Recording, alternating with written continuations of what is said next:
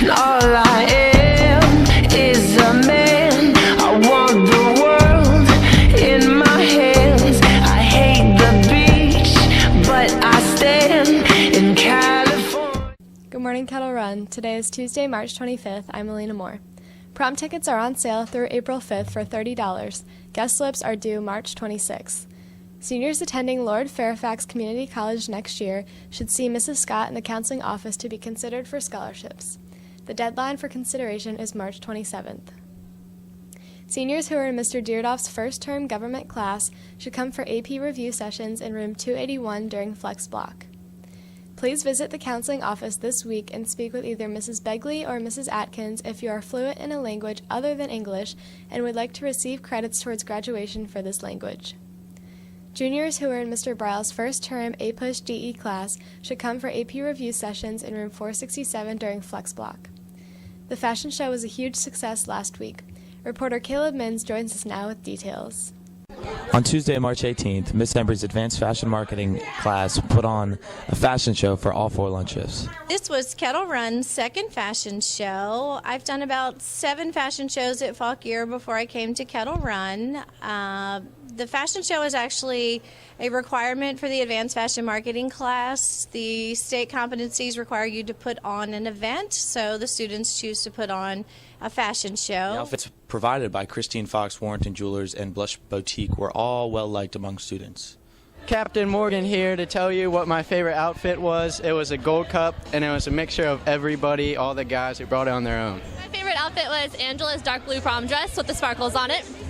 My favorite outfit from the fashion show was Anna Houck's gold cup dress. It was really cute, and it looked great on her. My favorite outfit was by far Sarah and Joey in their little camouflage get-up.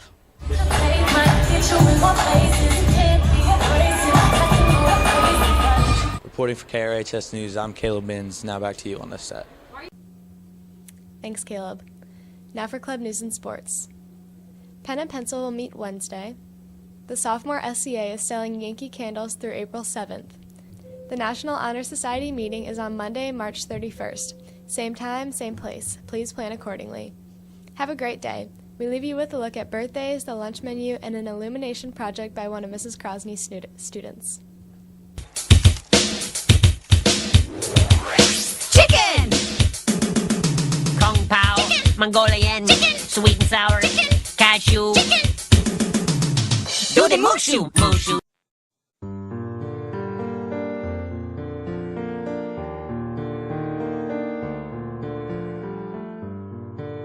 Hey girl, I love you like.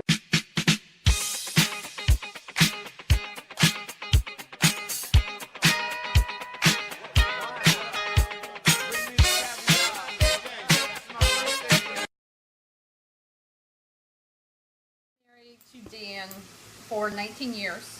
I've known him for 20. In September of 1997, our lives were turned upside down one Friday afternoon. Dan ran himself over with a D5 bulldozer.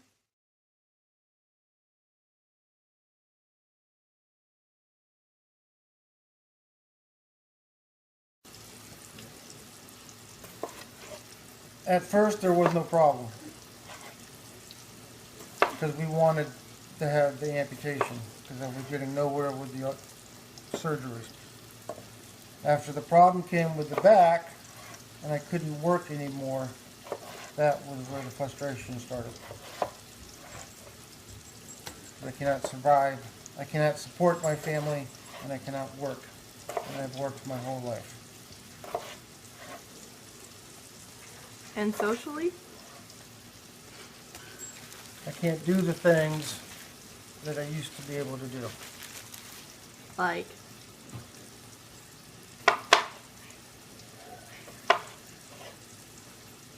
The only social thing I did was I would go hunting or something like that, and now I barely am capable of doing that without issues. We had multiple doctor's appointments on a weekly basis, multiple therapy appointments, so it was very overwhelming to take care of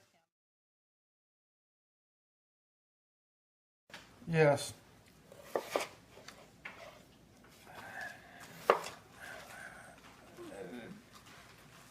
The best way I could describe it is they baby them. How do they baby them?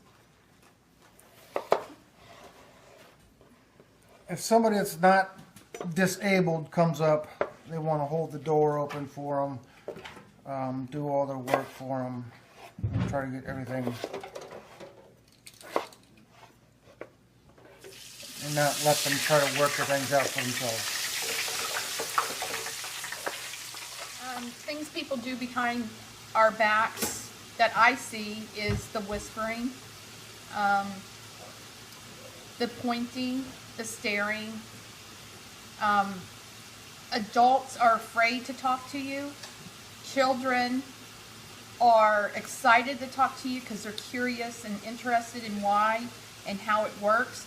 Whereas the adults in society, I think it's a feeling of guilty because they do mistake him for a war vet, or also as a tragic thing, and they're sorry, but we don't look at it as being sorry. It happened as part of life. Life goes on. Adults are scared to speak to them. They'll walk away or turn the other direction. Whereas children will come up and ask questions, and then their parents are like, oh, don't do that, don't do that. You know, and we encourage them to ask questions, because how is the child going to know what it is if we don't teach them? Teach them that it's okay to have a robotic leg or a robotic arm or a patch over our eye. If we don't teach them that it's okay to be disabled, who will?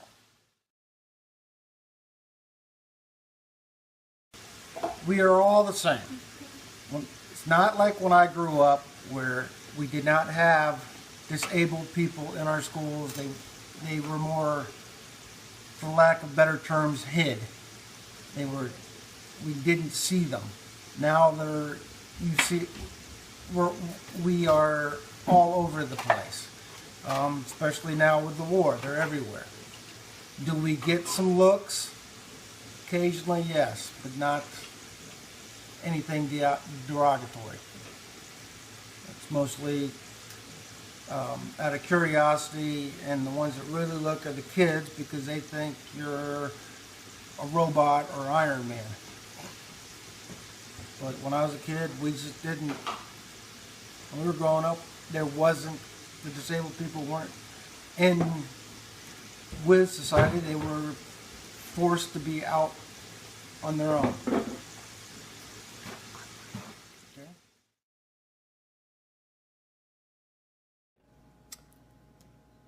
Does society direct perfection and imperfection? Of course they do. Look at if you have something missing or you're not quite the right, you're different, society points it out.